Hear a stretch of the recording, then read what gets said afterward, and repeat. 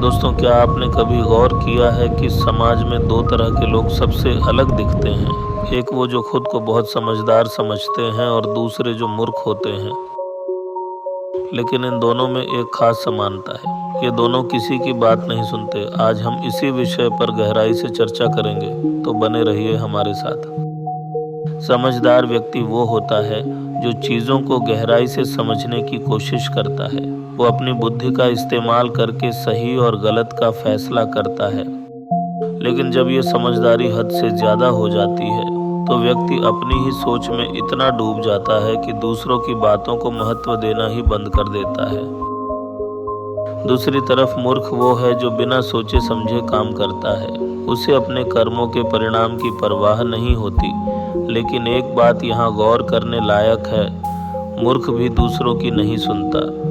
उसे लगता है कि जो वो कर रहा है वही सही है।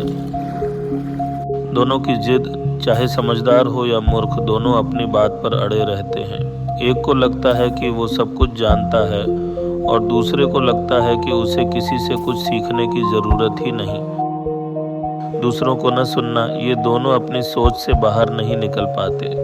एक को लगता है कि दूसरों की राय कम महत्वपूर्ण है और दूसरे को लगता है कि राय लेना जरूरी ही नहीं। परिणाम, दोनों ही गलतियां करते हैं। समझदार व्यक्ति ओवरथिंकिंग में फंसकर अवसर गंवा देता है और मूर्ख अपनी लापरवाही से।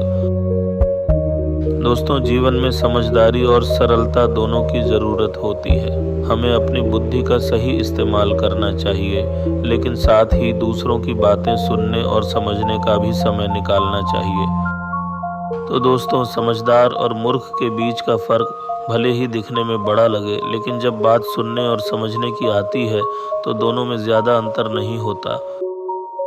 हमें दोनों से कुछ सीखने की ज़रूरत है। समझदारी में विनम्रता और सरलता में समझदारी जोड़कर ही हम एक बेहतर इंसान बन सकते हैं।